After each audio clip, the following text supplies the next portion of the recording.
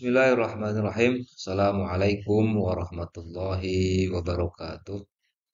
Alhamdulillahi rabbil alamin. Wassalatu wassalamu ala rasulillah wa ala alihi wa ashabihi wa mawalah. Rabbi shrah li sadri wa yassir li amri wa hlul 'uqdatam min lisani yafqahu qawli. Subhanaka la ilma lana illa ma 'allamtana innaka antal alimul hakim. Shadaqallahul azim. Rekan-rekan sekalian, mahasiswa dan mahasiswi PAUD yang berbahagia, yang dirahmati Allah Subhanahu wa taala. Alhamdulillah, di pertemuan ke-6 ini kita akan membahas Islam kafah dan Islam agama damai sebagai kelanjutan dari pertemuan yang kemarin yang membahas tentang kesatuan risalah Nabi dan Rasul. Ini juga sama sudah keluar dari inti kajian pokok pembahasan tentang kelatansaan, hanya memiliki hubungan dan relevansinya dengan kajian dan pembahasan pada kesempatan kali ini. Baik, kita buka dengan ayat Al-Basmalah. Bismillahirrahmanirrahim. Baik, seperti biasa di awal pertemuan kita coba merenungi ayat Ibrahim ayat 24 dan surah Ibrahim ayat 25 yang eh, menjelaskan tentang filosofis pohon, di mana pohon yang kuat itu adalah pohon yang memiliki akar dan cabang yang menjulang ke langit dan dia akan menghasilkan buah yang manis. Kita umpamakan pohon itu adalah unilam, maka unilam pun memiliki akar, akar sejarah, akar filosofis, dan buahnya itu dalam bentuk alumni ya dapat bermanfaat dan berkiprah di tengah masyarakat, membawa pencerahan. Itulah yang menjadi alasan kenapa kelatansaan terus dipelajari dan dikaji. Seperti biasa, untuk visi misi Unilam sudah kita pernah bahas sebelumnya, kita skip saja. Nah, untuk pembahasan pada topik Islam kafah dan Islam agama damai itu diawali dengan mengapa topik ini penting untuk dibahas. Dari mulai sisi nilai kelatansaannya, adakah hubungannya, relevansinya dengan kajian ini. Kemudian faktor yang sosial yang mempengaruhi pentingnya topik ini untuk dibahas, tantangan ideologi dan integrasinya seperti apa. Proses mengintegrasikannya kepada kehidupan sehari-hari dan juga aplikasinya. Lalu kita akan membahas juga tentang definisi konsep Islam kafah dan konsep Islam agama damai itu nanti dibahas secara khusus dan bagaimana cara mengintegrasikannya antara Islam kafah dan Islam damai dan aplikasinya dalam kehidupan sehari-hari pada level individu dan level sosial serta level global. Setelah terakhir kita akan bahas tentang kesimpulan dan tugas. Kita awali dengan mengapa tema Islam kafah dan Islam agama damai ini penting. Mungkin ya apa boleh buat karena ketika Islam keluar dari Jazirah Arab menyentuh kultur dan struktur sosial yang baru sama sekali sampai dengan sekarang. Bahkan Islam bisa sampai ke Nusantara, tentu saja akan ada reaksi pro dan kontra. Dan tentu Islam dengan Muslim sendiri yang menjadi penganutnya mungkin dalam hal menafsirkannya berbeda-beda. Dari yang lembut sampai dengan yang keras. Yang keras inilah yang kadangkala menjadi satu problem tersendiri. Itu diantaranya yang membuat orang-orang bertanya-tanya, apa itu Islam? Apakah Islam itu adalah agama fasis, agama yang membawa kekejaman dan sebagainya? Itu mungkin akan dibahas diantaranya pada pada pembahasan tentang Islam kafah dan Islam agama damai ini. Pada eh, pertanyaan mengapa tema ini penting, kita akan coba relevansikan dengan nilai kelatansaan, kemudian faktor-faktor sosial yang mempengaruhi, eh, harusnya kita mengenalkan Islam yang sesungguhnya. Juga ada yang tentang ideologi, di mana dunia ini berisi ideologi-ideologi yang tentu saja berbeda-beda termasuk dengan Islam. Dan bagaimana cara mengintegrasikannya di pada tataran praksis ya. Mengapa tema ini penting? Kita coba hubungkan dengan nilai kelatansaan yang sudah pernah kita bahas, terutama pada sisi landasan filosofisnya. Dalam surah Al-Qasas ayat 77 dikatakan wabtaghi fima atakallahu darul akhirah wa la tansa nasibaka minad dunya wa ahsin kama ahsanallahu ilaik wa la tabghil fasada fil ard innallaha la yuhibbul mufsidin. Nah, di ayat itu ternyata tidak hanya soal bicara tentang jangan lupa kehidupan dunia setelah kita fokus bagaimana kehidupan akhirat kita nanti kelak. Tapi juga berbicara tentang kita wajib berbuat baik kepada sesama. Tidak hanya sama muslim, tapi sesama manusia. Wa ahsin kama ahsanallahu ilaik. Nah, ini ayat kelatansaan mendorong kita untuk berbuat baik kepada sesama dan memenuhi hak adami mereka, yaitu hak kemanusiaan mereka. Seperti menyantungi fakir miskin, membantu yang lemah, menjaga kenyamanan, menepati janji, dan tidak korupsi, dan lain sebagainya yang itu semua adalah kebaikan.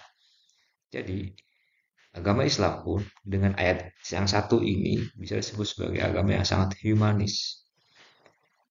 Tidak hanya sampai pada manusia, tapi juga alam sekitar pun juga wajib untuk dijaga. Nah, ini jadi ayat ini tidak hanya soal manusia yang harus dijaga, tapi alam pun dijaga. Wala tabghil fasada fil ardi innallaha la yuhibbul mufsidin. Janganlah engkau berbuat kerusakan di atas bumi. Sungguhnya Allah tidak menyukai orang-orang yang merusak.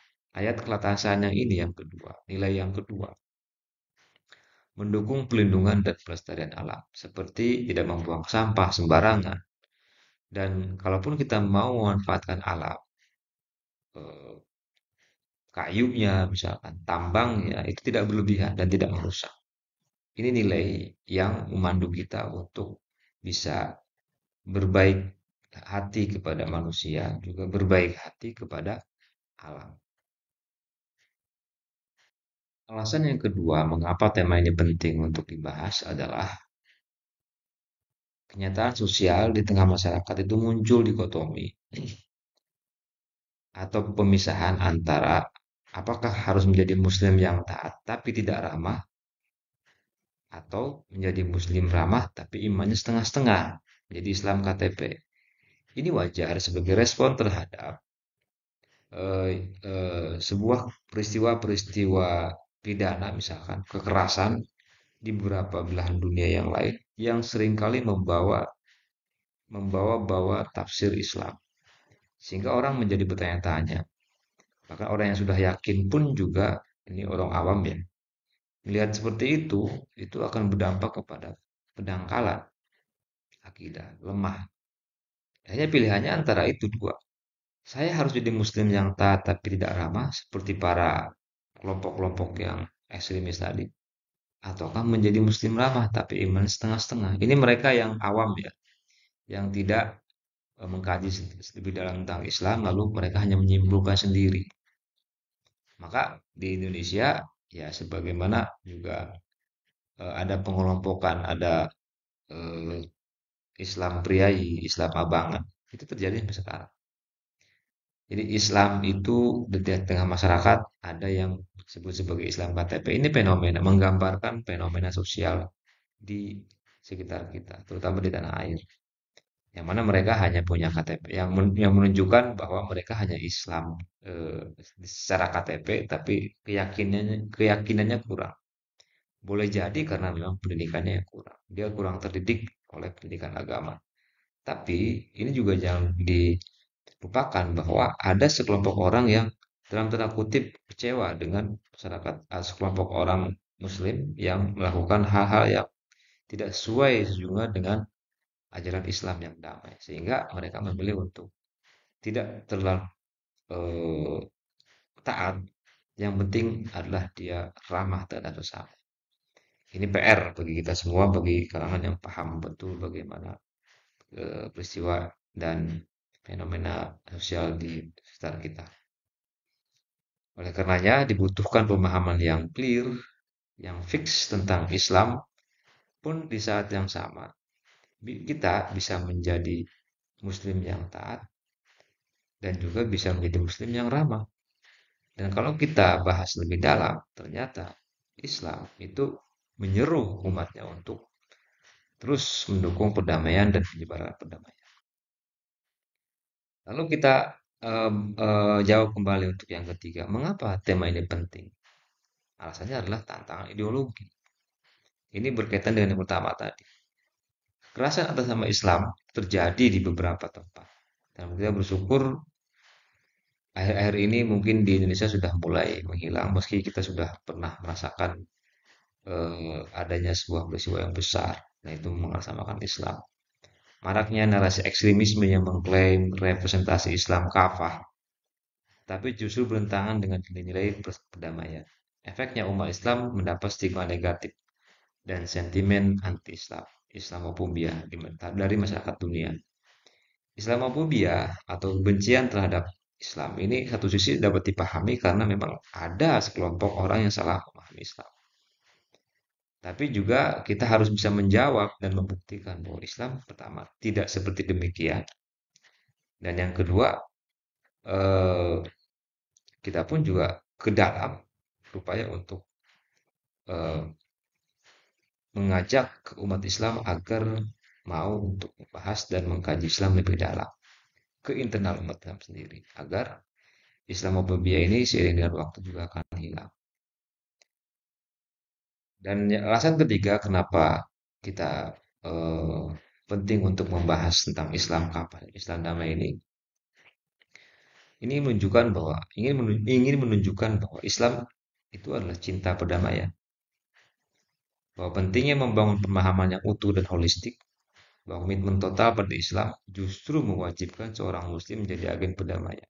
Ini akan kita bahas dan kita akan buktikan dengan dalil-dalil yang valid, dengan dalil-dalil yang menyebar dalam Al-Quran, juga dalam hadis dan pengalaman dalam sejarah.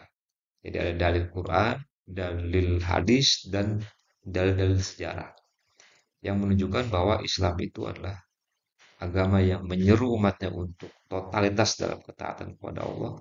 Di saat yang sama, ketotalan kita itu atau kekafahan kita dalam beragama Islam itu justru akan semakin eh, merasakan bahwa perdamaian itu adalah suatu hal yang penting dan harus dipelihara dan disebarluaskan.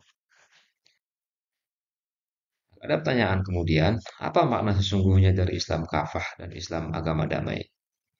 Yang kedua, bagaimana dalil Al-Quran mendukung kedua konsep ini dan hadis tentu.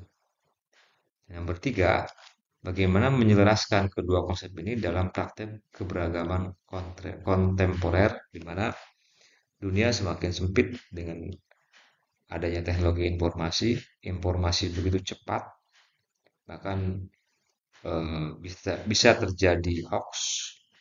Islam bisa terpojokkan oleh framing-framing media yang memang sudah awal memiliki persepsi negatif terhadap Islam, baik di tanah air maupun di dunia global. Nah, kita coba memahami konsep Islam kafah dari definisinya, landasannya, dan ruang lingkupnya. Definisi Islam kafah. Kata kafah itu berasal dari bahasa Arab, dari kata kafa yakuf, kafan yang berarti menahan atau mencegah dan atau menghalangi. Dari akar kata ini terbentuk kata kafah yang secara harfiah berarti secara keseluruhan atau totalitas, bersama-sama atau serentak, tanpa kecuali atau menyeluruh. Makna dasarnya adalah sesuatu yang dikumpulkan, disatukan dan dicegah untuk tercecer atau terpisah. Sebuah benda dikatakan mukaf atau mukafun jika ia dikumpulkan dan disatukan. Secara terminologis, makna operasionalnya adalah sebuah perintah untuk memasuki dan mengamalkan Islam secara total, tanpa memilah-milah dan mencakup semua aspek kehidupan. Ini definisi kafah. Ada satu ayat yang bisa dijadikan sebagai dalil utama Islam kafah atau konsep Islam kafah, yaitu ayat yang ada pada surah Al-Baqarah ayat 208 yang berbunyi, A'udzubillahi minasyaitonirrajim. Ya ayyuhalladzina amanu dkhulu fis silmi kafah wa la tattabi'u khutuwatis syaitan innahu lakum aduwwum mubin. Hai orang-orang yang beriman, masuklah kamu ke dalam Islam secara keseluruhan dan janganlah kamu turuti langkah-langkah syaitan. Sesungguhnya setan itu musuh yang nyata bagi. Kita coba rujuk kepada tafsir Al-Qur'anil Azim, yaitu tafsirnya Ibn Katsir, di mana beliau juga banyak mengutip dari para pendapat sahabat. Di antaranya adalah Ibnu Abbas, Al-Mujahid, dan Taus, Dohak, Ikrimah, Qatadah, As-Sud, dan Ibn Zaid, bahwa makna udkhulu fis silmi itu artinya adalah masuklah ke dalam as-silmi. As-silmi itu dimaknai sebagai Islam. Jadi artinya menjadi masuklah ke dalam Islam. Udkhulu fis silmi itu artinya masuklah ke dalam Islam. Jadi Ibu Abbas, Mujahid, Abu Aliyah, Ikrimah, Arabi, As-Suddi, Muqatil bin Hayyan, Qatadah dan Dhahak mengatakan bahwa maksud kafah ialah seluruhnya, semuanya. Mujahid berkata, maksudnya kerjakanlah semua amal kebaikan dan segala bentuk kebaikan dan kebijakan. Saya kebajikan. Jadi kalau kita gabung, udhulu fis silmi kafah artinya adalah masuklah ke dalam Islam dengan totalitas. Karena semuanya sepakat. Kafah itu artinya adalah seluruhnya, semuanya. Menjadi muslim pada saat di rumah, menjadi muslim pada saat di kantor, menjadi muslim dimanapun kita berada. Taat terhadap semua yang diperintahkan dan meninggalkan apa yang dilarang. Itu udhulu fi silmi kafah. Kafah ini berarti kita masuk ke dalam Islam secara kafah, menerima seluruh perintah dan menolak dan meninggalkan seluruh larangannya. Coba kita lihat dari sebab-sebab turunnya ayat ini atau asbabun nuzul. Ini diceritakan Ikrimah, seorang sahabat Rasul juga mengatakan bahwa ayat ini turun berkenaan dengan beberapa orang dari kalangan Yahudi dan lainnya yang telah meluk Islam. Seperti Abdullah bin Salam, Tha'labah, Asad bin Ubaid, dan beberapa orang lainnya. Ketika mereka meminta izin kepada Rasulullah SAW untuk tetap beribadah pada hari Sabtu dan membaca Taurat di malam hari, maka Allah memerintahkan mereka untuk menegakkan syiar-syiar Islam dan menyibukkan diri dengannya, serta meninggalkan amalan-amalan sebelumnya atau selainnya. Jadi orang-orang ini sebelumnya adalah Yahudi. Lalu kemudian mereka menerima Islam, hanya mereka ingin tetap mempraktekkan ibadah-ibadah mereka pada hari Sabat atau hari Sabtu dan membaca Taurat di malam harinya. Maka turunlah ayat ini dan disampaikan oleh Rasul bahwa mereka wajib untuk masuk Islam secara kafah, meninggalkan kebiasaan-kebiasaan lamanya. Dan masuk ke dalam Islam berarti mengikuti seluruh perintahnya dan menjauhi larangannya. Oke, dari dari penjelasan di atas, definisi kafah dan silm dari ayat Al-Baqarah yaitu ayat 208, surah Al-Baqarah 208, kita dapat menyimpulkan dari Islam kafah ini adalah yang pertama, larangan memilah-milah ajaran. Jadi inti dari asbabun nuzul yang tadi dijelaskan oleh Ikrimah itu radhiyallahu anhu. Asbabun nuzul ayat tersebut adalah larangan untuk memilih dan memilah ajaran Islam. Yang ini nanti dululah kan saya kan mualaf misalkan. Baru yang ini saya kerjakan. Allah menegaskan bahwa seorang yang beriman harus masuk Islam secara total dengan tidak dengan setengah-setengah atau mencampur adukan dengan keyakinan dan hukum agama lain yang ya atau tidak mencampur adukan dengan keyakinan dan hukum agama lain yang telah dibatalkan. Meskipun dia agama Yahudi sebelumnya dan agama Yahudi itu adalah juga agama agama yang diturunkan melalui Nabi Musa saat itu. Tapi setelah datangnya Islam melalui Nabi Muhammad, maka agama mereka mansuh atau batal. Yang kedua, kesimpulan yang kedua adalah Islam adalah sistem yang sempurna dan mandiri. Ayat ini menegaskan bahwa Islam telah menjadi sistem yang sempurna, lengkap, dan mandiri. Tidak perlu lagi diperkaya dan dilengkapi dengan ajaran dari agama atau kitab sebelumnya.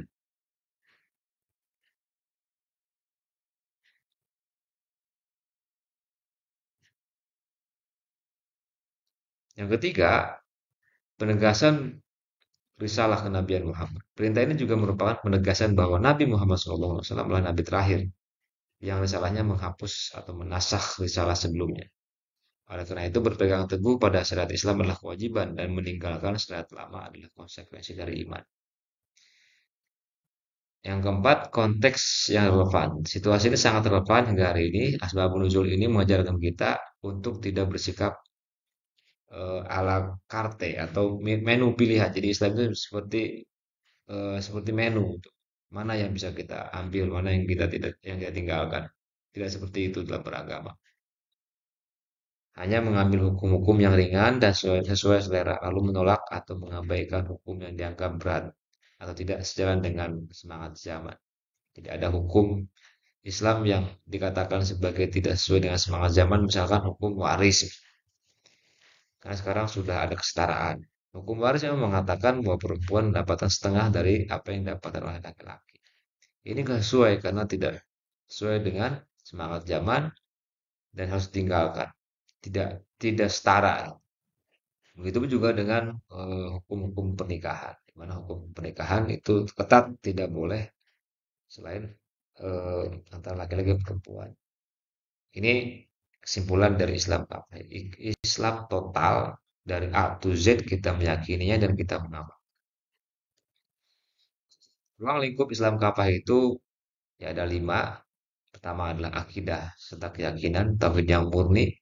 Jadi kita berislam sejak lahir mungkin atau kita berislam karena konversi dari atau eh, karena menjadi kita mualaf misalkan sebelumnya bukan muslim. Ya kita harus yakin bahwa Allah adalah Tuhan Tuhan kita. Nabi Muhammad adalah Rasul kita. Ya, sebagaimana yang ada pada rukun iman. Konsekuensi dari keyakinan dan tauhid muring atau mengilahkan Allah itu adalah ibadah yang diwajibkan. Sholat misalkan di antaranya. Ada rukun Islam itu ada syahadat, sholat, zakat, puasa, haji. Itu adalah ibadah mahdoh dan ibadah ritual yang wajib kita lakukan. Juga ditambah dengan nawafil atau sholat-sholat yang tambahan, sholat sunnah. Itu juga diamalkan. Buah dari akidah yang kuat, keimanan yang kuat terhadap Allah Subhanahu wa taala dan buah dari ibadah yang kuat adalah akhlak serta moral. Tentu ini ada contohnya, contoh akhlak Rasulullah karena akhlak Rasulullah itulah Al-Qur'an. Rasulullah adalah contoh yang paling ideal yang bisa kita tauladani. Dan juga dalam kehidupan sosial itu bisa kita apalagi agama Islam ini mengcover seluruh aktivitas dan segala lini kehidupan manusia, termasuk diantaranya adalah ekonomi. Bahkan bernegara, politik pun juga sebetulnya ada di balik ajaran Islam ini. Di hubungan sosial dan sesama, kita boleh untuk berbisnis dan bertransaksi dengan non-muslim. Selama adil dan tidak ada kecurangan. Tidak ada gharar, tidak ada kerugian, tidak ada kezoliman di antara dua pihak. Kemudian selain itu juga setelah akidah, ibadah, atau akhlak serta muamalah, nilai-nilai kita masukkan ke dalam nilai Islam kita masukkan ke dalam pergaulan kita di tengah masyarakat. Juga komitmen terhadap syariah, syariah Islamiyah tentunya atau hukum. Dan alhamdulillahnya di Indonesia menjadi negara yang sangat akomodatif terhadap ajaran nilai-nilai Islam.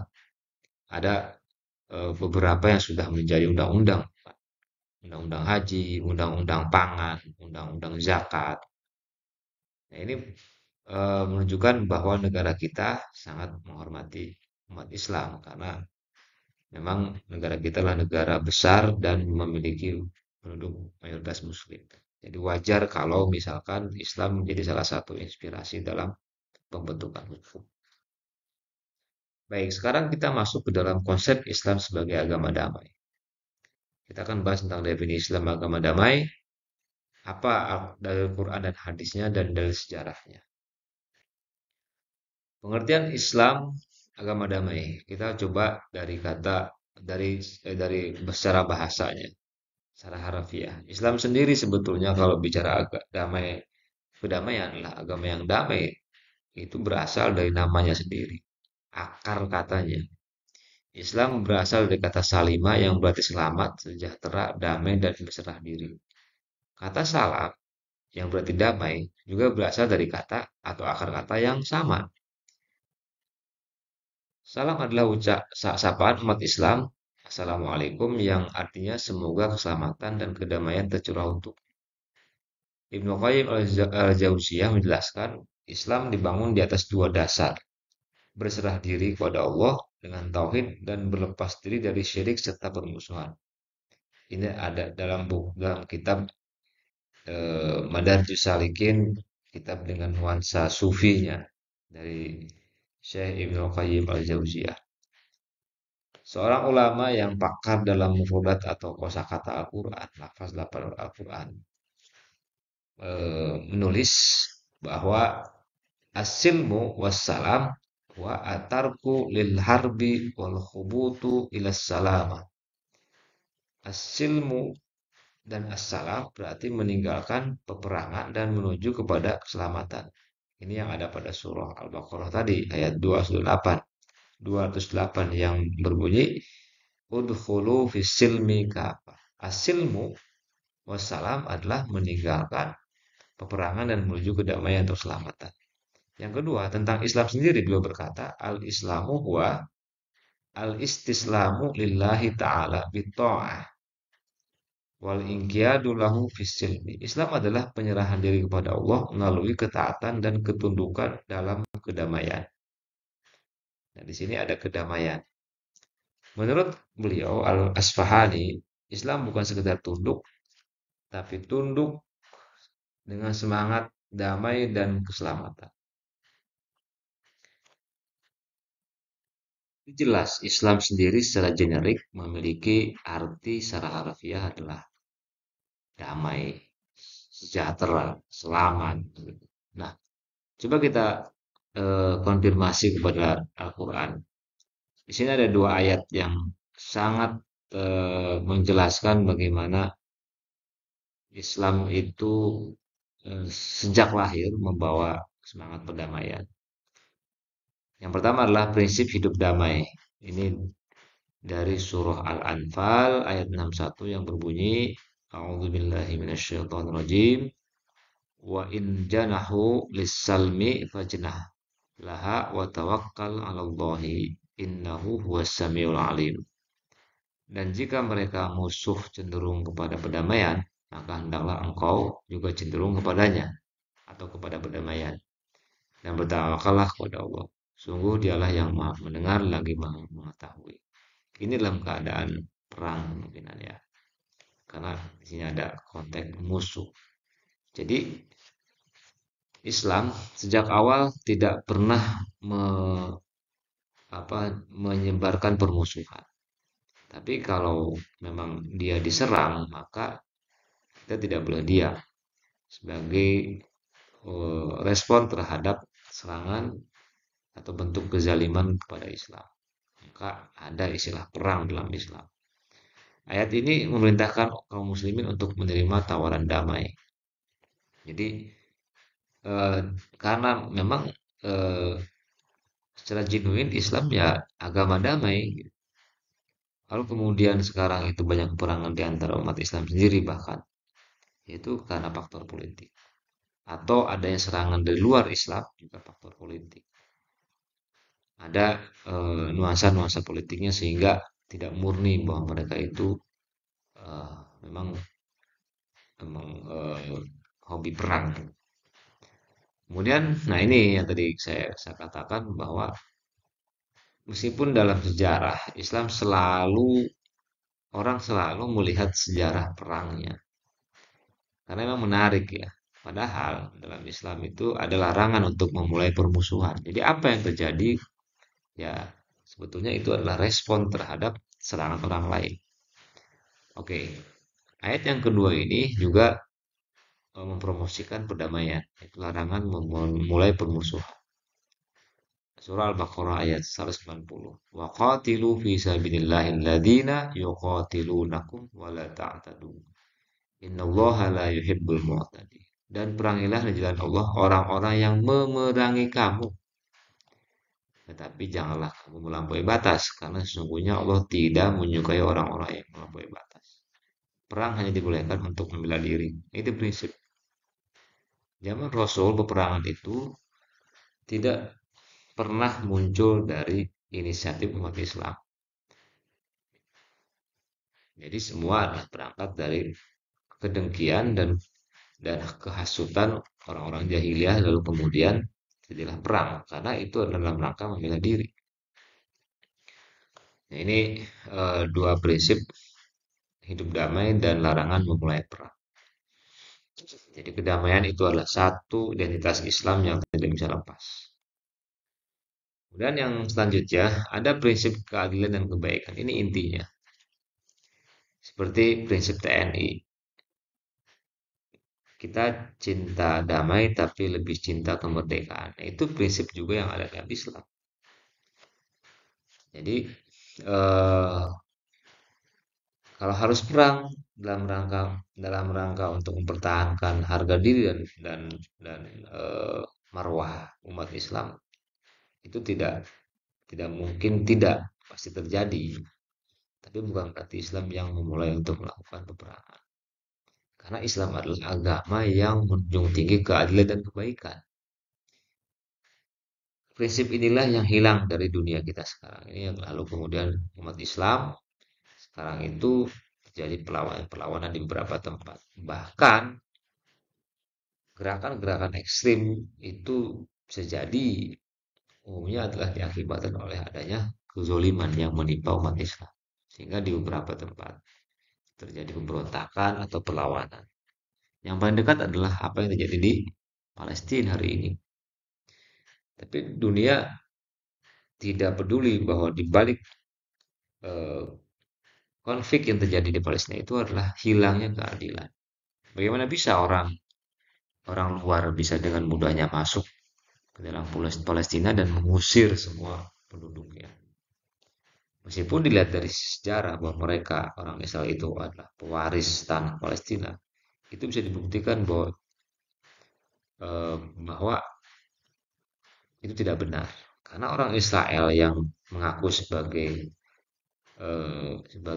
penduduk asli Palestina sekarang itu sebetulnya adalah asli Eropa.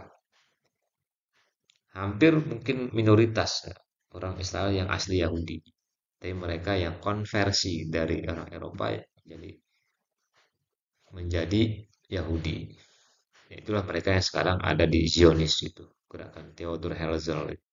Baik, kembali ke sini bahwa damai itu harus dilandasi oleh keadilan. Jadi kalau mau damai harus adil. Nah, itu ada dalam Islam, prinsip keadilan dan kebaikan.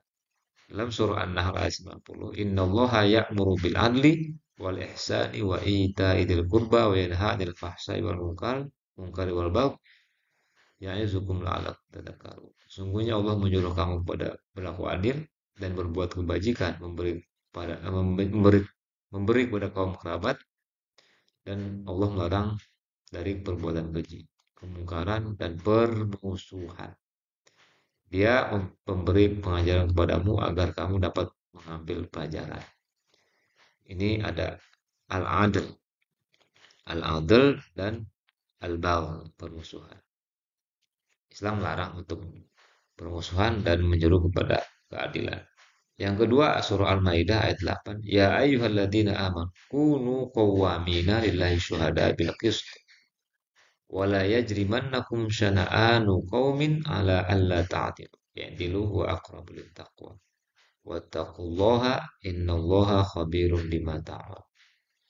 Hai orang-orang yang beriman, hendaklah kamu jadi orang-orang yang selalu menegakkan kebenaran karena Allah, menjadi saksi dengan adil, dan janganlah sekali-kali kebencianmu terhadap sebuah kaum atau suatu kaum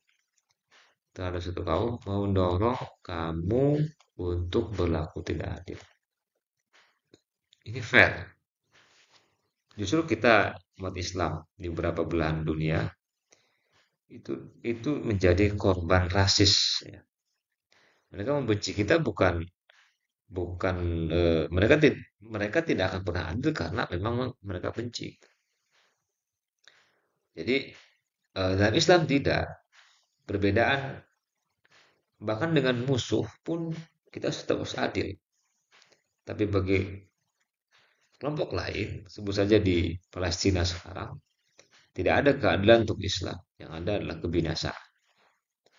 Ini prinsip ya. Meski dengan musuh kita harus tetap adil. Dan selanjutnya adalah selain prinsip keadilan dan kebaikan adalah kebebasan beragama. Nah, ini juga nilai tambah. Satu agama tapi membebas kita agama kita agama Islam tapi membebaskan dan tidak ada paksaan dalam beragama. Karena kita bukan agama misi seperti agama-agama yang sebelum kita. La ikraha fid din qad tabayyana ar-rusydu minal ghayy. Tidak ada paksaan untuk memasuki agama Islam. Karena sesungguhnya telah jelas jalan yang benar daripada jalan yang sesat. Nah, ini prinsip. Pun juga ada di surah apa tuh? Surah di surah Al-Kafirun yang berbunyi Qul ya ayyuhal kafirun katakanlah wahai Muhammad wahai orang-orang kafir la a'budu ma ta'budun aku tidak menyembah apa yang kamu sembah wala antum a'biduna ma a'bud dan kalian pun juga tidak menyembah apa yang kami sembah. Kemudian diakhiri dengan lakum dinukum waliyadi. Bagimu agamamu, bagiku agamamu. Ini sebuah konsep kehidupan yang berdampingan, tidak saling menyinggung juga tidak saling mengganggu. Nah, selanjutnya kita coba lihat dari hadis, dalil-dalil tentang agama yang damai dari hadis Rasulullah. Yaitu prinsip perdamaian antar muslim. Yang pertama, antar muslim karena memang di Islam sendiri memang ada problem konflik antar muslim. Di Indonesia sering sekali terjadi, sebut saja antar Muhammadiyah dan NU meskipun sekarang tensinya sudah nyaris hilang ya, tapi dengan kelompok yang lain. Ya, kita kalau dengan semua muslim ingat ayat hadis ini agar kita bisa menahan diri untuk tidak menyakiti muslim yang lain, ahlul kiblat yang lain. Kata Rasul sallallahu alaihi wasallam, al-muslimu man salimal muslimuna min lisanihi wa yadihi. Wal muhajiru man hajara ma nahallahu an. Muttafaqun alaihi. Seorang muslim adalah orang yang kaum muslimin lainnya selamat dari kejahatan lisan dan tangannya. Ini kan apa bahasa atau nama-nama hewan disebutkan. Karena sama muslim ya. Dan seorang muhajir atau orang yang berhijrah adalah orang yang menjauhi segala yang dilarang Allah. Muttafaq alaih. Ini satu etika, satu aturan yang Rasulullah tanamkan untuk umatnya agar tidak menyakiti hati atau menyakiti fisik orang lain, apalagi seorang muslim, oleh kejahatan lisan juga dengan tangannya. Hadis yang lain juga berkata yang sama nadanya. La tabaghadu wa la tahasadu wa la tadabaru wa la taqata'u wa kunu ibadallahi ikhwana wa la yahillu lil muslimin ay yahjura akhahu fawqa thalathin muttafaqun alaih. Janganlah kalian saling mendendam, saling iri atau saling bermusuhan. Jangan pula kalian sering membelakangi memutus hubungan atau memutus silaturahim. Jadilah kalian hamba-hamba Allah yang bersaudara, tidak halal bagi seorang muslim untuk menjauhi atau mendiamkan, tidak bertegur sapa dengan saudaranya lebih dari 3 hari. Jadi tetap hadis ini memahami psikologi manusia. Ada kalanya kita tidak suka dengan seseorang, tapi itu dibatasnya 3 hari. Ada yang mengatakan salah pokok salah silayalin, lebih dari 3 malam. Tapi intinya ini adalah solusi bagi umat Islam untuk sesama umat Islam agar tidak saling iri, saling bermusuhan, atau memutus hubungan satu rahim. Dan tidak boleh kita mendiamkan saudara kita lebih dari 3 hari. Ini antar muslim. Coba kita lihat antar sama manusia ya. Ada prinsip ar-rahmah, al-amah atau kasih sayang yang berlaku universal. Hadis riwayat At-Tabrani, kalau Rasulullah lan tu'minu hatta tarahamu. Qalu ya Rasulullah kulluna rahim. Ini. Qala innahu laisa bi rahmati ahadikum sahiban walakinnaha rahmatul ammah. Kalian tidak beriman dengan sempurna hingga kalian menyayangi para sahabat. Maaf. Hingga kalian saling menyayangi. Para sahabat berkata, "Wahai Rasulullah, kami semua penyayang."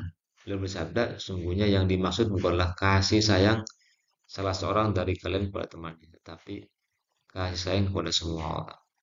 Yang mau non muslim, mau mau negro atau mau bule sebagainya di luar dari masyarakat kita, mau Papua, mau semuanya itu adalah semua orang yang berhak untuk kita hormati dan saling menyayangi.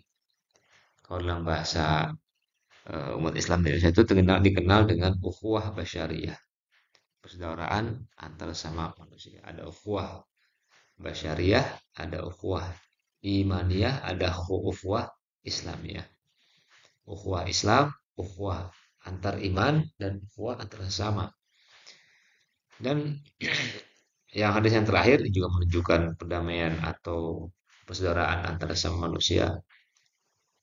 Hadis yang terakhir adalah wallahi la yu'minu wallahi la yu'minu wallahi la yu'minu. Demi Allah tidak beriman, demi Allah tidak beriman 3 kali.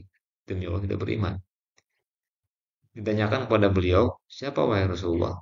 Beliau menjawab, orang yang tetangganya tidak aman dari keburukan. Kila, man ya Rasulullah? Ya Rasulullah, qala alladzi la ya'manu jaru biwa biwayikoh. Jadi Rasulullah sudah mewanti-wanti. Demi Allah, disumpah 3 kali. Demi Allah tidak beriman orang yang menyakiti tetangganya. Atau orang yang tetangganya tidak aman dari keburukannya. Ini prinsip bahwa Rasulullah menyeru kita tidak hanya sama muslim kita harus akur, tapi dengan sama manusia atau ukhuwah basyariah. Apalagi yang perlu dibuktikan dari bahwasanya Islam itu agama damai. Hadisnya ada, Qurannya ada. Jadi memang tidak bisa dibantah bahwa ajaran Islamnya itu sudah membawa agenda perdamaian. Tapi soal adanya orang Islam, Muslimnya yang tidak ingin damai, lain lagi. Jangan melihat Islam dari umatnya, karena umatnya akan sangat beragam. Lihat Islam dari Quran, lihat Islam dari hadis atau sunnah, lihat Quran dari apa yang dicontohkan Rasulullah Muhammad SAW. Oke, setelah dalil Al-Quran dan dalil hadis tentang agama Islam yang itu adalah agama yang damai, yang membawa perdamaian, kita coba lihat dari sejarah. Dalam sejarah hijrah Nabi Muhammad ke kota Yasrib atau kota Madinah, pernah terjadi sebuah sebuah kesepakatan yang ditulis dalam satu piagam, yaitu piagam Madinah pada tahun 622 atau abad ke-7. Piagam ini juga dikenal dengan Konstitusi Madinah atau Sahifatul Madinah. Adalah sebuah dokumen sejarah yang diinisiasi dan dicetuskan oleh Nabi Muhammad setelah hijrah dari Mekah ke Madinah. Setelah beliau menjadi penduduk Madinah. Dokumen ini merupakan contoh nyata pertama dari pesan perdamaian toleransi, dan koeksistensi dalam masyarakat majemuk yang dipimpin oleh Nabi. Sepanjang sejarah setelah terutama setelah Masehi atau ya mungkin kalau dilihat dari sebelum Masehi pun juga sama. Hanya agama Islam yang lahir di tengah-tengah keragaman. Agama lain lahir di tengah homogenitas. Yahudi di tengah-tengah kaum Yahudi. Kristen pun juga lahir di tengah-tengah kaum Yahudi. Tapi Islam itu beragam. Jadi lahir di tengah-tengah masyarakat yang ragam. Di situ ada Yahudinya, di situ ada masyarakat yang masih animis. Itu juga di situ ada kaum muhajirin, ada orang-orang Mekah yang pindah ke Madinah, juga orang Madinah sendiri yang sudah jadi Muslim. Berarti Islam sudah tidak saat itu sudah matang dengan pergaulan dengan masyarakat yang berbeda-beda. Jadi sudah tidak lagi perlu diajari bagaimana hidup untuk berdampingan sebetulnya. Nah, piagam Madinah ini adalah piagam modern tertulis pertama yang mencakup beberapa entitas manusia, masyarakat. Ada beberapa piagam yang tertulis lainnya seperti Hammurabi, tapi untuk Babilonia saja mungkin. Tapi Madinah, piagam Madinah atau konstitusi Madinah ini mengcover beberapa orang yang berbeda-beda, komunitas yang berbeda-beda. Apa inti dari piagam Madinah ini? Yang pertama adalah menciptakan satu entitas politik, yaitu ummah.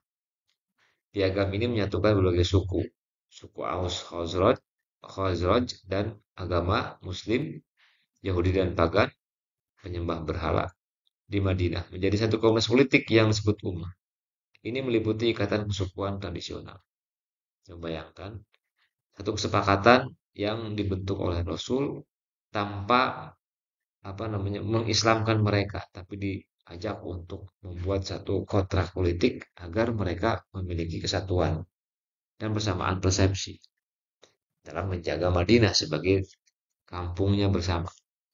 Yang kedua, inti dari piagam Madinah itu adalah konsep kewarganegaraan berdasarkan kontrak sosial yang tadi kita sebutkan. Keanggotaan dalam ummah ini didasarkan pada kesepakatan untuk mematuhi piagam, bukan hanya pada ikatan darah atau keyakinan. Ini adalah bentuk awal kontrak sosial, melampaui John Locke atau pada orang-orang Eropa. Sosial kontrak itu sudah ada 5 abad atau lebih, bahkan sampai 7 abad lebih dulu di Madinah dan Rasulullah yang melakukannya. Ini kan kontrak antara beliau dengan masyarakat-masyarakat yang beragam di Madinah. Nomor tiga adalah pengakuan atas pluralitas dan keragaman serta kebebasan beragam. Piagam ini secara eksplisit menyatakan bagi kaum Yahudi agama mereka, bagi kaum Muslim agama mereka. Ini adalah pengakuan resmi yang sangat awal tentang kebebasan beragama dalam sebuah entitas. Saya katakan bahwa Islam itu adalah agama yang lahir di tengah keragaman. Beda dengan agama yang lain atau peradaban yang lain yang lahir di tengah homogenitas, kesamaan dan keseragaman. Nomor 4, pemisahan dan pembagian kekuasaan. Piagam ini menetapkan Nabi Muhammad SAW sebagai pemimpin tertinggi dan arbiter akhir untuk sebagai hakim ya untuk semua perselisihan. Ini menciptakan sebuah otoritas pusat yang diakui semua pihak. Yahudi, ya tentunya juga Islam mengakui bahwa Nabi Muhammad ini adalah tempat di mana satu sengketa diproses dan diadili sehingga di situ akan terjadi kesepakatan dan perdamaian. Nomor 5, piagam Madinah ini berisi tentang sistem keamanan kolektif. Piagam menetapkan bahwa semua pihak harus bertahan bersama-sama melawan musuh eksternal dan tidak boleh membantu musuh yang menyerang salah satu anggota piagam. Mau Yahudi, mau Islam, mau Aus, mau Khazraj atau yang lainnya, semua adalah umat yang wajib untuk menjaga teritorial Madinah. Ini sebuah kesepakatan yang luar biasa. Nah, pengalaman Indonesia pun juga sama. Indonesia adalah negara kepulauan dengan ragam suku, ragam bahasa, dan juga ragam agama. Tapi untuk khusus agama kita memang ada yang mayoritas itu Islam. Di dalam Islam itu ada satu ormas arus utama atau dua ormas arus utama. Pertama Muhammadiyah dan Nahdlatul Ulama. Dua ormas besar ini yang menjadi representasi kebanyakan umat Islam di Indonesia melahirkan satu sikap kebangsaan atau istihad kebangsaan. Yang pertama, coba kita lihat dari Muhammadiyah. Dalam memandang Indonesia yang beragam, bineka, di tengah-tengah keragaman budaya, bahasa, agama, Muhammadiyah memiliki konsep atau istihad kebangsaan yang bernama Darul Ahdi Wasyahadah. Ini sebenarnya mirip juga dengan yang dilakukan Rasulullah di Madinah dulu ya. Apa itu Darul Ahdi Wasyahadah? Adalah sebuah konsep negara dalam fikih siasah atau hukum ketatanegaraan Islam yang dicetuskan dan diadopsi oleh Muhammadiyah untuk memahami realitas Indonesia. Coba kita pelajari apa itu Darul Ahdi. Darul Ahdi adalah negara konsensus. Darul itu ya daerah atau kampung. Kalau dalam konteks nasional mungkin negara. Negara kesepakatan. Darul Ahdi itu negara perjanjian. Negara kesepakatan. Antar siapa? Antar elemen bangsa. Ini menekankan bahwa Indonesia dibangun berdasarkan kesepakatan bersama, yaitu kontrak sosial seluruh anak bangsa yang tertuang dalam Pancasila dan Undang-Undang 1945. Ini cerminan dari adanya kesepakatan antar sesama eh, bangsa di Indonesia. Kemudian eh, diistilahkan dengan Darul Ahdi. Yang kedua, Darus Syahadah. Negara persaksian dan negara pembuktian. Ini menekankan peran aktif warga negara, khususnya Muslim, untuk menjadi saksi atas kebaikan, amar ma'ruf nahi munkar, dan membuktikan kontribusi nyata dalam membangun negara yang berkeadaban. Ini memang mencerminkan Muhammadiyah dengan peran dan keaktifannya di semua bidang ya, terutama bidang pendidikan. Dimanapun pasti ada kampus Muhammadiyah, sekolah Muhammadiyah, rumah sakit Muhammadiyah. Yang kalau ditotalkan itu sekitar 400 triliun aset mereka. Ini membuktikan bahwa memang Darul Ahdi wa Syahadah ini menjadi cerminan istihad atau cerminan Muhammadiyah dalam memandang Indonesia dan mereka lakukan itu. Mereka mengakui adanya kesepakatan dalam bentuk Pancasila dan Undang-Undang Dasar 45. Mereka pun juga melakukan banyak hal untuk membangun bangsa.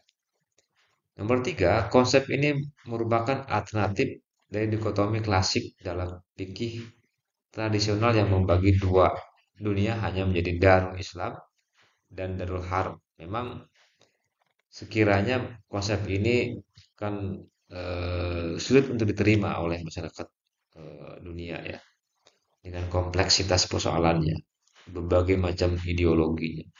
Karena Darul Islam itu berarti negara Islam, Darul Harb itu negara musuh. Nah, berarti kalau harus ada negara Islam, mesti ada negara musuhnya.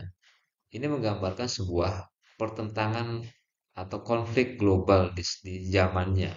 Sehingga kalau sudah berdiri agama Islam, maka harus siap dengan adanya negara musuh yang siap-siap untuk menyerang kita. Itu tidak relevan lagi. Menurut Muhammadiyah, maka mereka membuat satu konsep baru bernama Darul Ahdi Wasyahadah. Ini satu kearifan lokal Indonesia ya.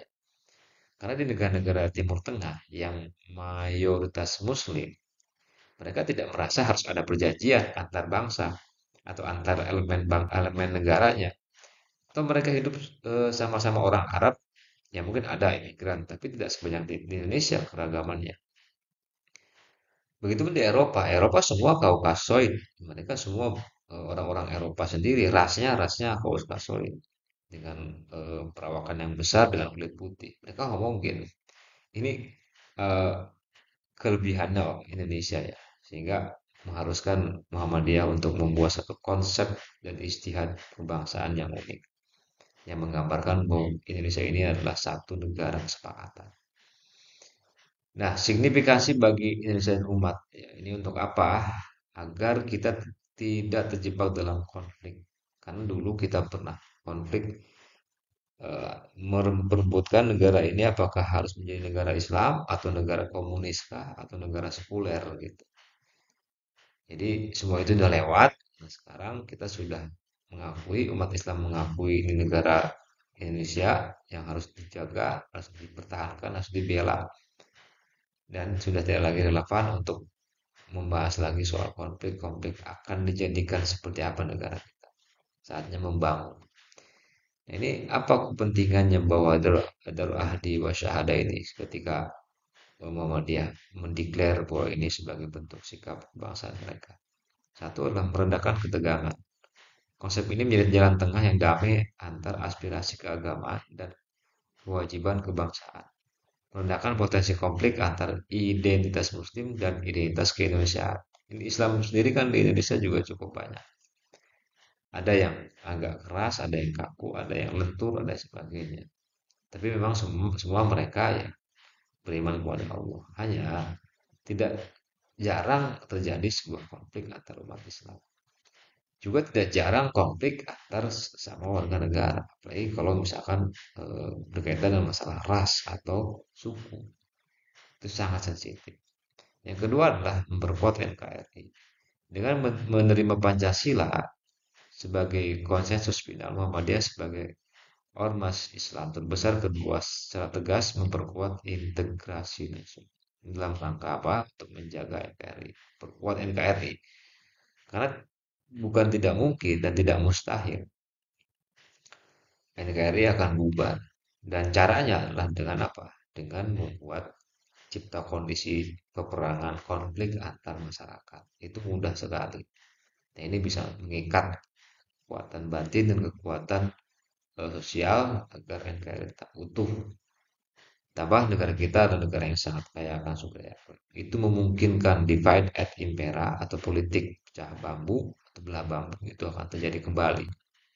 Yang kedua adalah Islam progres, mendorong adanya Islam yang berkemajuan itu adalah tagline-nya Muhammadiyah. Konsep ini mendorong Islam yang tidak hanya fokus pada ritual, tapi juga aktif dalam pembangunan peradaban bangsa. Islam hadir dengan solusi, bukan masalah. Dan yang keempat adalah landasan gerakan, gerakan Muhammadiyah ya. Konsep ini menjadi fondasi teologis bagi seluruh gerakan praksis Muhammadiyah di bidang sosial, pendidikan, kesehatan, dan pemberdayaan ekonomi. Tidak kurang nasionalisme Muhammadiyah, juga tidak kurang patriotisme dan rasa cinta mereka ke negara ini.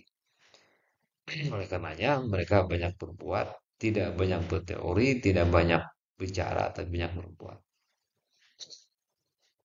Dengan Darul Ahdi Wasyara ini membuktikan bahwa Muhammadiyah ingin Indonesia sebagai ormas Islam, satu ormas Islam terbesar, ingin Indonesia tetap utuh dan damai.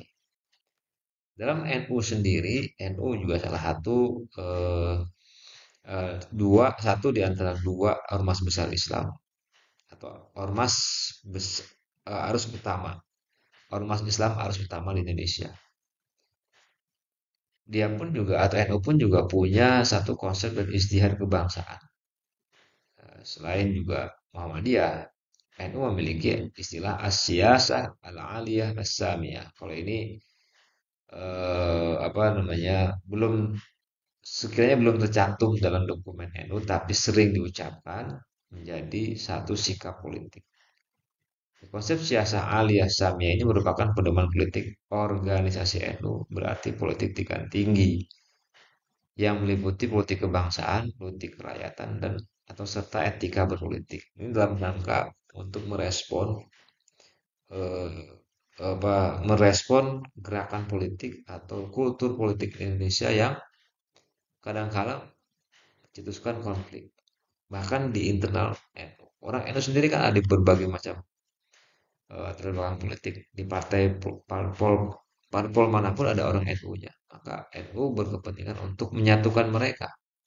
Dan NU secara institusional dia harus berada di tingkat yang lebih tinggi. Tidak terlibat dalam politik praktis yang mana NU tidak boleh terjebak dalam hal dukung-mendukung. Oke, apa inti dari as-siyasah al-aliyah as-samiyah yang juga bisa dimaknai sebagai politik tingkat tinggi? Yaitu politik kebangsaan berarti NU harus istiqomah dan proaktif mempertahankan NKRI sebagai wujud final negara bagi bangsa Indonesia.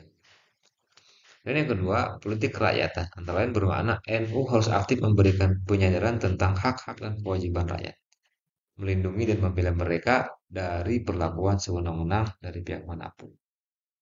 Yang ketiga, etika berpolitik harus selalu ditanamkan NU kepada kader dan warganya, warga NU pada khususnya, dan masyarakat serta bangsa pada umumnya, agar berlangsung kehidupan politik yang santun dan bermoral yang tidak mengalahkan segala cara. Yang keempat, dengan menjaga NU untuk bergerak pada tataran politik tingkat tinggi inilah jalinan persaudaraan di lingkungan warga NU atau ukhuwah nahdiyah dapat terpelihara. NU memiliki banyak sekali eh, warga ya, baik yang kultural maupun yang struktural. Maka kondisi NU bisa mewakili dan menggambarkan kondisi Indonesia. Kalau NU kacau, maka tentu akan mempengaruhi perjalanan kenegaraan dan pemerintahan. Dan ini akan merugikan semua rakyat Indonesia. Tentu kita mendukung apa yang dicetuskan oleh Muhammadiyah dengan Darul Ahdi wa Syahadah, pun juga kita mendukung Asia Sahal Aliyah Samiyah yang digagas oleh NU. Ini sebagai mewakili aja, sebagai perwakilan mewakili ormas-ormas yang lain yang juga ikut terlibat dalam proses istihad-istihad dan sikap-sikap kebangsaannya. Dan semua, terutama eh, ormas-ormas yang memang terbuka itu seperti Persis, seperti Dewan Dakwah Islamiyah, seperti Al-Irsyad, Wahda Islamiyah dan sebagainya itu mendukung keberlangsungan NKRI. Setelah kita mengetahui tentang Islam kafah dari sisi definisi dalil dan cakupannya, juga Islam sebagai agama yang damai dari sisi dalil Al-Quran, hadis, dan contoh sejarah serta praktik ormas Islam di Indonesia yang mendorong untuk adanya perdamaian. Kita coba membahas tentang integrasi atau penyatuan antara Islam kafah, Islam yang total, taat secara total dengan Islam yang damai. Apakah di situ ada relevansi, ada relasi antara keduanya? Nah, ini akan dibahas mulai dengan pondasi akidah, pilar ibadah, akhlak karimah, dan keadilan. Baik, itu eh, kita mulai dengan pondasi akidah sebagai tauhid sumber ketentraman. Tauhid menghasilkan kedamaian spiritual. Kita coba lihat dalilnya. Alladzina amanu wa tatma'innu qulubuhum bidzikrillah ala bidzikrillahi tatma'innul qulub. Ini ayat 28 surah Ar-Ra'd yang berbunyi orang-orang yang beriman dan hati mereka menjadi tentram dengan mengingat Allah. Ingatlah hanya dengan mengingat Allah hati menjadi tentram. Kita lihat poinnya apa? Hati yang tentram merupakan prasyarat fundamental bagi terwujudnya perilaku damai. Individu yang gelisah secara spiritual cenderung mudah tersinggung dan mudah melakukan agresi atau serangan-serangan ofensif terhadap orang lain. Dan ketaatan dalam berzikir dan mengingat Allah menghasilkan stabilitas emosional. Ya, ketidakdamaian itu bisa diakibatkan oleh individu dan bisa berimbas kepada kerusuhan atau ketidakdamaian sosial. Maka apabila individu-individunya itu damai, hatinya damai, tentram, maka kemungkinan terjadinya permusuhan itu sangat kecil. Jadi pondasi akidah sangat mendukung dan memungkinkan untuk melahirkan satu kedamaian. Karena ketidakdamaian itu tadi saya sebutkan lahir dari individu yang resah dan gelisah. Oleh karenanya eh, akidah dalam perspektif Islam itu atau keimanan tauhid itu menjadi dasar bagi lahirnya kedamaian dan kedamaian tauhid itu memerintahkan umatnya atau akidah itu mendorong umatnya untuk selalu berzikir. Ala bidzikrillahi tatmainnul qulub. Ingatlah hanya dengan mengingat Allah hati menjadi tentram. Ketentraman inilah yang akan membuat orang menjadi damai. Kemudian tauhid atau akidah yang kuat menghilangkan sumber konflik. Kita lihat alladzina amanu walam yalbisu imanahum bizulmin ulaika lahumul amnu wa hum muhtadun. Orang-orang yang beriman dan tidak mencampur adukan iman mereka dengan syirik, mereka itulah orang-orang yang mendapat keamanan dan mereka itulah orang-orang yang mendapat petunjuk. Al-An'am 80. Intinya apa? Syirik dari kezaliman tertinggi sebagaimana ada surah Luqman ayat 13. Merupakan akar konflik. Permurnian tauhid mencabut sumber kezaliman dari hati. Keamanan atau aman merupakan buah langsung dari tauhid yang murni. Ini mirip dengan yang ayat yang satu ini soal hati. Jika hatinya itu tertaut dengan Allah Subhanahu wa taala, maka dia akan terhindar dari kesyirikan. Dan orang muslim yang tertaut hatinya dengan Allah Subhanahu wa taala, dia terhindar dari kezaliman terhadap dirinya. Orang yang seperti itu adalah orang yang aman terhadap dirinya. Dirinya sudah aman, maka dia kalau orang sudah aman terhadap dirinya, maka otomatis pun juga akan aman kepada orang lain. Tauhid ini menentukan keamanan dan ketentraman hati seseorang. Kemudian akhlaknya pun juga sebagai buah dari apa yang ada dalam hatinya itu akan terlihat akhlak yang baik. Ketika akhlak yang baik ditampilkan pada orang lain, maka orang lain pun juga akan merespon dengan baik. Jika itu dilakukan oleh dua atau empat atau lima atau sampai seribuan jutaan orang, maka semua akan menjadi baik. Ini adalah fondasi kedamaian karena adanya ketentraman dalam setiap individu. Kemudian yang pertama akidah sebagai fondasi, sekarang pilarnya, tiang-tiangnya apa? Ibadah ritual, yang ibadah mahdoh. Ini sebagai bagian dari pengendalian diri dengan disiplin spiritual. Islam itu adalah agama yang sangat individual sebetulnya, karena pertanggungjawabannya pun juga individual. Apa yang dia lakukan, kesalahan apa yang dia lakukan, maka secara individual dia yang akan mendapatkan dosanya dan secara individual dia akan mendapatkan balasannya. La taziru waziratun wizra ukhra. Dosa tidak bisa ditransfer, begitupun juga pahala juga tidak bisa ditransfer.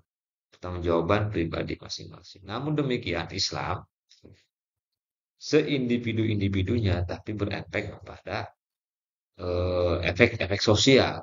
Contoh, sholat mencegah perilaku destruktif atau perilaku merusak, baik merusak sosial atau merusak alam. Wa aqimis sholata inna sholata tanha 'anil fahsya'i wal munkar. Dan dirikanlah sholat sesungguhnya sholat itu mencegah perbuatan keji dan mungkar, fahsya dan munkar. Ya, ini coba kita lihat penjelasannya. Sholat berfungsi sebagai mekanisme kontrol sosial spiritual, autokontrol terhadap dirinya. Ketika kita emang komitmen dengan sholat, kita betul-betul khusyuk dalam sholat, dan kita juga akan mendapatkan manfaatnya apa? Tanha anil fahsya wal munkar. Kita akan terhindar dari perbuatan fahsya. Apa itu fahsya? Fahsya itu adalah perbuatan pidana, kekerasan, pembunuhan, pencurian. Adapun mungkar itu adalah penyimpangan sosial seperti perzinahan, judi dan sebagainya. Ya dua-duanya itu adalah penghasil kekerasan dan penghasil kerusuhan. Tidak ada fahsya dan mungkar itu yang tidak berbuah kekerasan atau tidak berbuah konflik dan permusuhan. Maka dengan sholat berarti akan menghindari pada permusuhan yang artinya adalah menciptakan perdamaian. Ada hadis yang berkata sholat adalah tiang agama. As-sholatu imaduddin atau fondasi masyarakat beradab. Ketika sholatnya jelek, maka agamanya jelek. Agama seorang jelek. Kalau agama seorang yang jelek, berarti dia akan menjadi orang yang tidak terkontrol. Tidak ada yang bisa mengontrol. Kalau tidak ada yang ngontrol, berarti dia akan hidup semaunya. Maka disitulah apa benih-benih kekacauan dan dari dalam dirinya akan menghasilkan kekacauan pada lingkungannya. Sholat gitu ya. Kemudian yang kedua adalah puasa. Puasa ini melatih pengendalian hawa nafsu. Kita lihat ayatnya surah Al-Baqarah 183. Ya ayyuhalladzina amanu kutiba alaikumusya kama kutiba alal ladzina min qablikum la'allakum tattaqun. Wahai orang-orang yang beriman diwajibkan atas kamu berpuasa sebagaimana diwajibkan atas orang sebelum kamu agar kamu bertakwa. Nah, takwa di sini adalah sebagai modal besar perilaku damai. Apa itu takwa? Umumnya orang memaknai takwa itu adalah menjalankan segala perintah Allah dan menjauhi larangan. Perintah Allah tidak ada yang membawa kepada permusuhan. Dan larangannya pasti akan ada hikmah, muncul perdamaian. Nah, takwa itu akan mendorong satu perdamaian. Yang kedua, puasa melatih pengendalian amarah dan keserakahan. Bayangkan puasa itu adalah satu madrasah yang di mana di situ dipelajari bagaimana cara bersabar. Karena kalau sudah marah dan meledak-ledak, ya, puasanya batal. Berarti kan harusnya kalau dia ingat bahwa ana shaim, saya puasa, dia harus sabar. Dan kemarahan seseorang, amarah yang muncul pada saat puasa, itu juga akan berwujud pada permusuhan. Andai mungkin semua orang berpuasa dan benar-benar puasanya itu bersama pada keimanan, dan puasanya itu adalah benar-benar dilakukan dengan ingin mendapatkan ketakwaan, tidak akan ada bermusuh. Kenapa? Karena puasa menekan hawa nafsunya untuk tidak eh, muncul karena dia sedang berpuasa. Yang ketiga, ibadah yang menjadi pilar bagi munculnya perdamaian karena dia mampu mengendalikan pelakunya. Ada zakat. Zakat ini adalah menciptakan keadilan sosial. Hadis surah Taubah ayat 3 harus 3. Khud min amwalihim shadaqatan tutahhiruhum wa tuzakkihim biha. Ambillah zakat dari harta mereka guna membersihkan dan menyucikan mereka. Zakat ini secara spiritual adalah membersihkan harta, membersihkan diri, tazkiyatul nafs, tazkiyatul mal gitu. Dengan cara apa? Mengeluarkan untuk orang-orang yang dan ini berarti mengajarkan mengajarkan orang untuk peduli dengan sesama bahwa apa yang kita miliki itu sebagiannya dan itu sebagiannya kecil gitu ya. Tapi bisa berdampak kepada adanya kedamaian, tidak lagi individualis. Agama memaksa eh, Islam memaksa dan berkutip umatnya untuk mengeluarkan sebagian hartanya untuk apa? Untuk menghindar dari sifat kikir dan individualisme. Yang kedua, menciptakan keadilan ekonomi sebagai fondasi perdamaian sosial. Dan yang ketiga, mencegah konflik kelas dan kesenjangan sosial. Andai semua berzakat, andai semua umat Islam berzakat, tidak ada orang miskin yang super miskin. Karena mereka sudah terjamin secara sosial. Dan yang kedua adalah tidak ada senjangan antara kelas. Yang ada adalah mereka saling melengkapi, saling membantu. Yang kaya menyantuni yang miskin membantu yang kaya. Jadi ini kohesi sosial. Dan zakat ini adalah satu perangkat agar eh, umat Islam bisa menurunkan intensi atau menurunkan potensi adanya permusuhan. Karena kadangkala kekerasan, permusuhan, konflik itu bisa diakibatkan oleh adanya kesenjangan ekonomi terutama. Nah, ini tiga hal contoh saja bahwa pilar ibadah sebagai bentuk pengendalian diri, sholat itu mengendalikan diri, puasa juga mengendalikan diri, zakat mengendalikan diri. Dan orang yang terkendali secara pribadi itu akan melahirkan sikap yang damai. Dan sikap yang damai ini akan dirasakan orang lain. Pak, kedamaian akan terus terjaga dengan pilar ibadah, mahdoh. Oke, aspek yang ketiga selain akidah, ibadah adalah akhlak karimah yang bisa disatukan dengan eh, Islam yang damai tentu saja. Jadi integrasi Islam kafah dan Islam yang damai itu bisa melalui akidah, bisa melalui ibadah, bisa melalui akhlak karimah. Itu perilaku yang menjamin perdamaian. Kenapa demikian? Karena wa ma arsalnaka illa rahmatan lil alamin. Islam Allah mengutus Nabi Muhammad itu untuk apa? Untuk rahmat bagi semesta alam, bagi seluruh alam. Manusia, jin, tumbuhan semua itu akan mendapatkan rahmat akan mendapatkan rahmah dari diutusnya Nabi Muhammad SAW. Sebagaimana di surah Al-Anbiya ayat 107. Visi rahmat universal atau visi rahmat yang berlaku umum dan berlaku seluruh manusia menjadi kompas moral Muslim kafah. Karena rahmat itu adalah kasih sayang. Ya, orang yang eh, berislam secara kafah, maka dia akan memiliki rasa sayang terhadap sesama, menghormati, menghargai manusia. Cakupan rahmat mencakup seluruh makhluk, tidak terbatas Muslim saja. Mana di sini rahmatan lil alamin, laisa rahmatan lil muslimin. Kalau rahmatan lil muslimin hanya Muslim saja. Yang kedua adalah akhlak karim.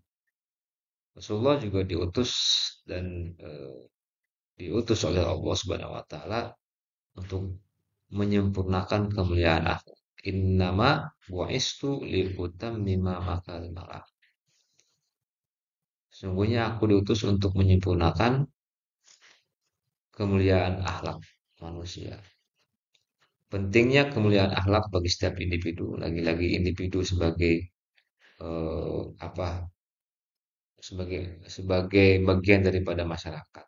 Jadi individu yang tidak berakhlak akan berakibat pada individu yang lain, terus terus pada individu yang lain dan seterusnya dan akan terjadi konflik. Kemudian akhlak yang sempurna pada seseorang memungkinkan perdamaian dapat bersemi. Nah, ini. Kemudian yang selanjutnya adalah akhlak cermin keimanan. Nah, ini akmalul mu'minina imanan ahsanuhum khuluqan. Mukmin yang paling sempurna imannya adalah yang paling baik Taubah ayat 103. Keimanan atau kualitas keimanan berbanding lurus dengan kualitas akhlak. Kalau kita ingin membaca dia beriman atau tidak, atau imannya lagi berkurang atau sedang sedang meningkat, itu dilihat dari akhlaknya. Kalau dia buang sampah, dia melukai hati temannya, sembarangan, buang sampah sembarangan maksudnya, dan melukai hati temannya, atau dan perbuatan yang lain sekiranya merugikan orang lain itu adalah cermin bagi keadaan imannya yang sedang menurun. Akhlak yang baik merupakan manifestasi konkret perdamaian. Tadi saya sebut bahwa akhlak yang ditampilkan yang baik oleh setiap individu pada sebuah masyarakat secara kumulatif akan melahirkan perdamaian yang nyata. Cakupan akhlak mencakup aspek kehidupan, tidak hanya di tengah-tengah masyarakat Muslim, tidak hanya di antar tetangga, tapi juga di tempat kita bekerja, di tempat kita bertemu orang lain yang tidak kita kenal, di semua hal, di bidang aspek kehidupan ekonomi, sosial, budaya, politik. Andai semua ini akhlak karimah ini diamalkan atau menempel dan dilakukan oleh semua individu, maka perdamaian akan tercipta. Satu lagi sebagai eh, dalil yang berbicara tentang akhlak itu adalah benih bagi adanya perdamaian adalah rahmatan lil alamin sebagai visi kemanusiaan. Ada sebuah hadis yang menarik. Kila ya Rasulullah, ud'u 'alal musyrikina qala inni lam ub'ats la'anan wa innama bu'istu rahmatan. Seorang pernah berkata, "Ya Rasulullah, doakanlah untuk orang-orang musyrik agar mereka celaka." Mendengar itu Rasulullah menjawab, "Sesungguhnya aku diutus bukan untuk menjadi pelaknat, tapi diutus sebagai rahmat." Nah ini, jangankan terhadap muslim, dengan muslim ya, terhadap orang sesama muslim. Orang lain pun juga, non muslim pun juga Rasulullah mengajarkan kita untuk tidak mudah melaknat atau mendoakan mereka untuk celaka misalkan. Justru Rasulullah mengajarkan kita untuk tetap mencintai mereka sebagai sesama muslim, tidak menyinggung mereka. Lakum dinukum waliyati. Jadi kita tidak perlu risau dengan kemusyrikan orang lain. Kita sampaikan kebenaran dengan penuh hikmah. Ud'u ila sabili rabbik. Ajak mereka kepada jalan Allah bil mau'izatil hasanah dengan cara-cara yang baik dan dengan hikmah.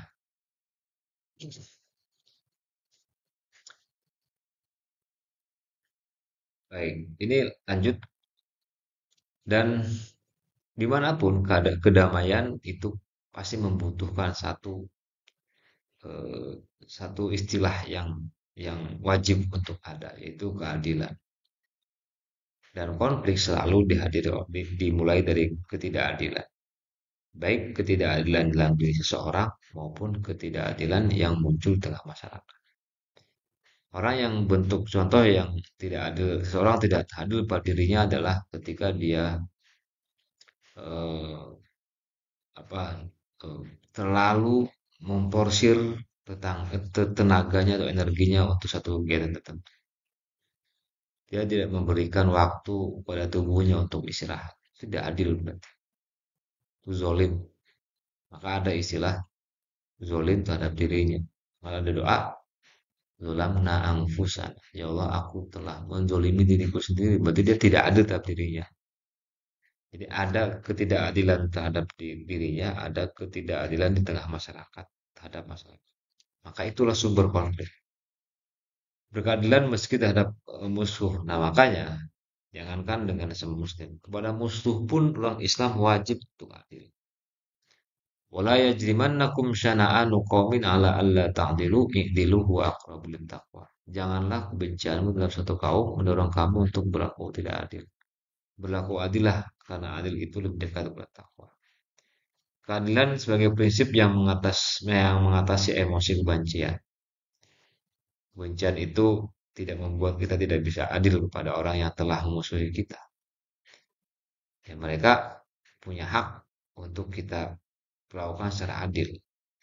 Itu rahmatnya Islam ya. Di tempat lain mungkin orang akan melihat orang Islam tidak perlu untuk dipenuhi hak. Karena mungkin mereka sudah kadung benci gitu. Kemudian ujian tertinggi ketaatan karena konsistensi dalam keadilan. Inilah dalam keadaan perang misalkan ketika kita harus bertransaksi atau berjanji atau bersumpah atau melakukan kontrak perjanjian damai misalkan sampai kapanpun itu harus dipatuhi harus di apa namanya harus dijaga tidak boleh dikhianati meski pada musuh landasan hubungan antar peradaban yang beradab ini keadilan. Keadilan itu sekali lagi menjadi faktor utama terjadinya konflik. Entah keadilan terhadap diri sendiri, kepada orang lain, sama muslim, atau kepada musuh. Dengan keadilan, semua akan damai. Itu yang pertama. Perlindungan terhadap non-muslim. Man qatala nafsan mu'ahidan bighairi hillihi haramallahu alaihi jannata ayyashumma rihaha. Barang siapa yang membunuh seorang mu'ahad yakni non-muslim yang memiliki perjanjian damai dengan kaum muslimin, seorang non-muslim ya, yang memiliki perjanjian damai dengan kaum muslimin tanpa alasan yang benar, maka Allah akan mengharamkan surga atasnya. Bahkan ia tidak akan mencium baunya.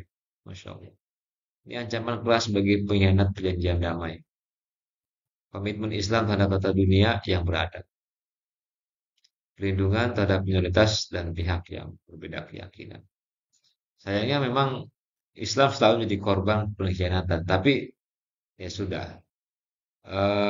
Tetap Islam harus, kita sebagai Muslim dan Islam mengajarkan demikian, tidak boleh mengingkari janji meski dengan musuh yang kita lakukan. Meskipun kita kadangkala sering menjadi korban dari pengkhianatan orang lain. Contoh misalkan di Palestina dengan berbagai macam resolusi, ceasefire atau gencatan senjata itu selalu dan selalu dicederai perjanjian itu oleh Israel. Zaman Rasulullah pun juga sering terjadi. Yahudi sering melakukan pengingkaran terhadap janji ini. Tapi Islam, apapun keadaannya, harus tetap setia terhadap perjanjian, meski dengan non-Muslim. Itu adalah akhlak yang mendorong dan menciptakan perdamaian. Bagaimana kita mengaplikasikan Islam yang kafah atau ketaatan total kepada Allah Subhanahu wa taala dan Islam yang membawa ajaran kedamaian itu ke dalam diri kita, dua hal ini. Kemudian kita coba aplikasikan dalam level individu, sosial dan global. Yang pertama individu adalah dengan menjadi pribadi yang damai dan paripurna, di antaranya senantiasa berupaya untuk meraih kedamaian batin, dzikrillahi tatmainnul qulub, karena individu yang damai batinnya, tentram hatinya, dia akan terlihat damai pula kepada orang lain. Yang kedua, istiqomah dalam menjalankan ibadah ritual, sholat, puasa, zakat.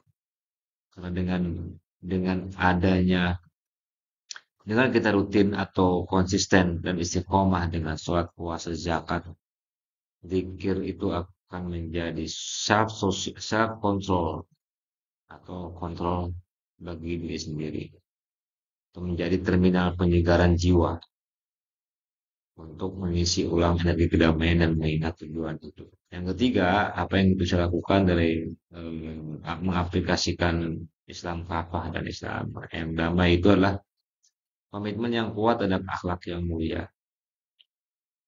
Akhlak yang mulia adalah manifestasi nyata dari kedamaian yang telah meresap ke dalam jiwa. Ia adalah wajah dari kedamaian itu sendiri. Targetnya apa? Ketika kita mengaplikasikannya pada level pribadi, target kedamaian eksternal dimulai dari kedamaian internal. Individu yang kafah adalah individu yang damai dengan Tuhannya, dengan dirinya sendiri dan dengan takdirnya. Lalu bagaimana dengan cara mengaplikasikannya pada level sosial kemasyarakatan? Itu dengan membangun masyarakat yang berkeadilan dan penuh kasih. Bagaimana tahapannya? Yaitu mendorong ekonomi syariah misalnya. Ini kan bentuk kepatuhan kita kepada prinsip-prinsip syariah dalam ekonomi. Yang antara lain adalah soal anti riba. Riba ini adalah satu praktek pemerasan secara legal dalam bank-bank ribawi. Maka kita coba untuk memberikan alternatif lain dengan cara mensosialisasikan atau literasi keuangan perbankan syariah. Yang kedua, kita pun bisa melakukan amar ma'ruf nahi munkar, tawassul bil haq, tawassul bis sabr. Bukan tujuan untuk menghakimi, tapi untuk mengobati penyakit sosial agar mereka tetap sehat dan damai. Bagaimana cara melakukannya? Melakukannya dengan hikmah dan penuh kasih sayang, bukan untuk menghakimi mereka. Yang ketiga adalah menjaga silaturahim, ukhuwah dengan sesama dan interaksi yang baik dengan siapapun, semua muslim maupun dengan non muslim. Persaudaraan yang adalah tulang punggung masyarakat yang damai. Ia mencegah disintegrasi sosial dan menciptakan jaringan dukungan yang kuat. Targetnya adalah masyarakat yang kafah, bukan masyarakat yang kaku dan tertutup, melainkan masyarakat yang hidup dan dalam keadilan, tolong menolong, toleransi, dan pada akhirnya melahirkan kedamaian yang nyata bagi semua warga. Terakhir di level global, yaitu menjadi kontributor peradaban yang rahmatan lil alamin. Saya melihat sosok ini ada di presiden kita untuk yang kali ini. Beliau aktif sekali mempromosikan perdamaian dimanapun dan beliau adalah representasi dari umat Islam Indonesia. Mudah-mudahan demikian ya. Itu contoh real. Apa yang dilakukan oleh Pak Prabowo adalah bentuk dari aplikasi ketaatan. Ya kita tidak tahu beliau taat atau tidak, yang jelas beliau adalah seorang muslim yang mencoba untuk berupaya menciptakan perdamaian dunia.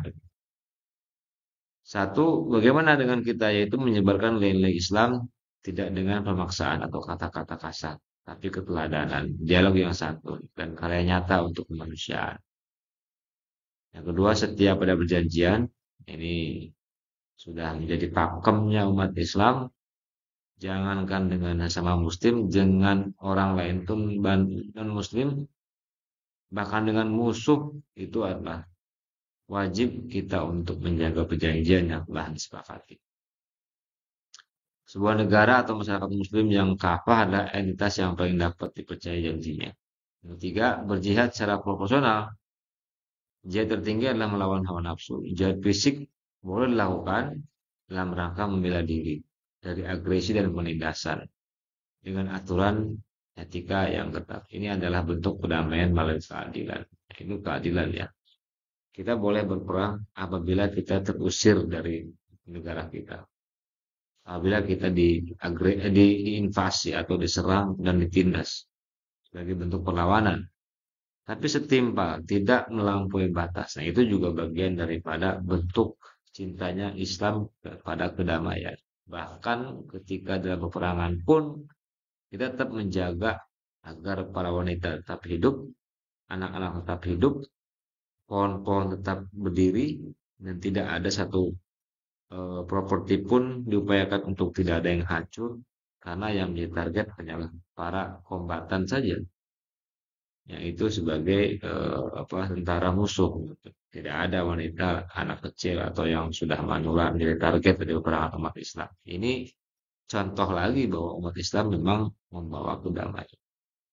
Targetnya apa dari aplikasi pada level global? Seorang muslim atau masyarakat muslim yang kapal akan tampil di panggung dunia sebagai pembawa solusi, peacekeeper, problem solver, dan menyebar rahmat, bukan sebagai sumber masalah atau ancaman. Mereka aktif dalam diplomasi perdamaian, bantuan kemanusiaan, dan kemajuan sains untuk kemaslahatan semua manusia.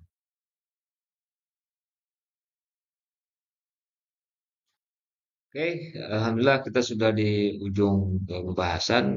Kita sudah membahas tentang bagaimana cara mengintegrasikan, itu bisa dilihat dari akidah.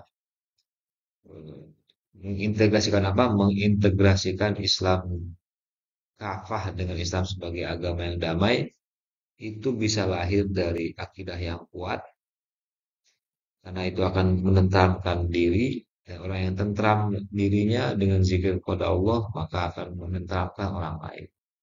Dan pilar ibadah, ibadah puasa, haji, dan zakat itu mendorong untuk peran-peran sosial. Sholat itu tanha anil fahsya wal munkar, kemudian zakat itu untuk kepedulian sosial, dan puasa untuk menahan amarah, menahan hawa nafsu, itu semuanya mendorong terciptanya perdamaian. Kemudian juga ada contoh-contoh dalam hal yang sejarah. Nah, ini kesimpulan yang ini juga tidak jauh dari apa yang disampaikan tadi pada proses integrasi. Islam kapal dan Islam agama damai. Islam kapal dan Islam agama damai adalah dua konsep yang saling melengkapi dan menguatkan, bukan bertentangan.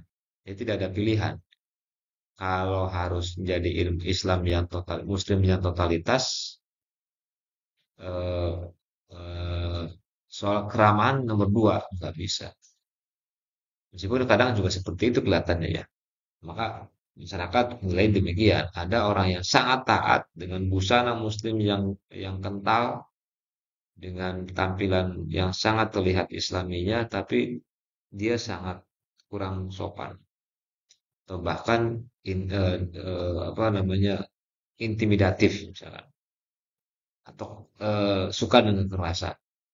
Nah, orang maka itu salah kaprah. Orang-orang yang taat itulah orang yang sangat menghargai kedamaian, sangat menghargai keramahan.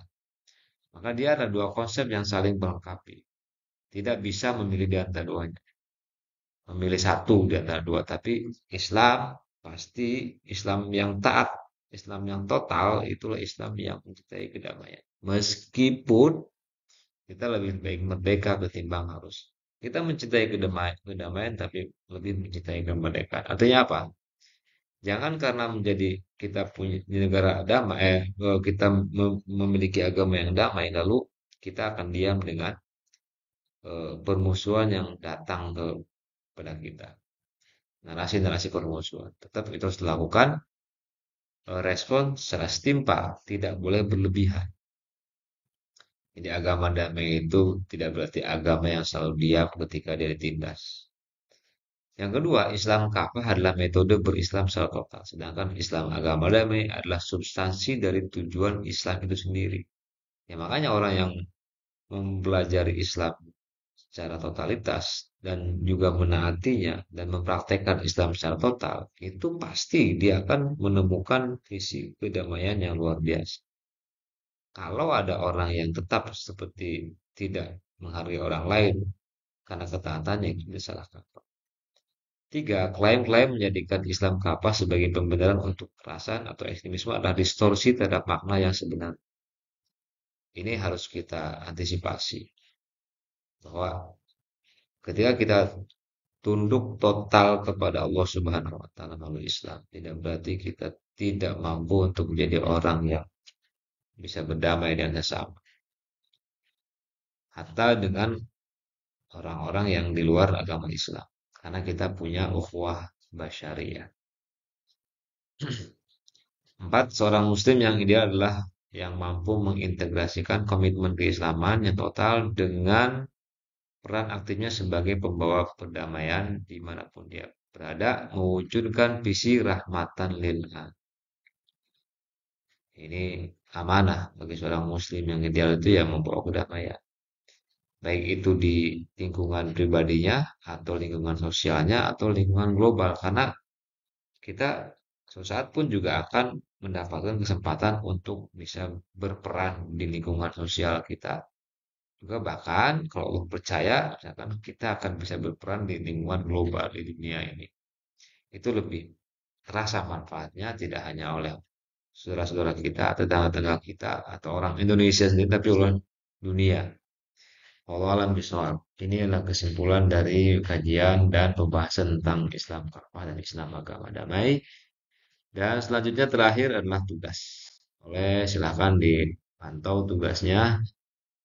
Nanti untuk pengumpulannya saya akan informasikan kemudian. Saya mohon maaf apabila ada yang kurang, ada yang lebih, ada yang salah, ada yang keliru, dan ada yang kurang berkenan di antara teman-teman. Mudah-mudahan kita semua dapat mengambil manfaat dan hikmah dari pembahasan ini. Kita tutup dengan hamdalah, alhamdulillah rabbil alamin. Wassalamualaikum warahmatullahi wabarakatuh.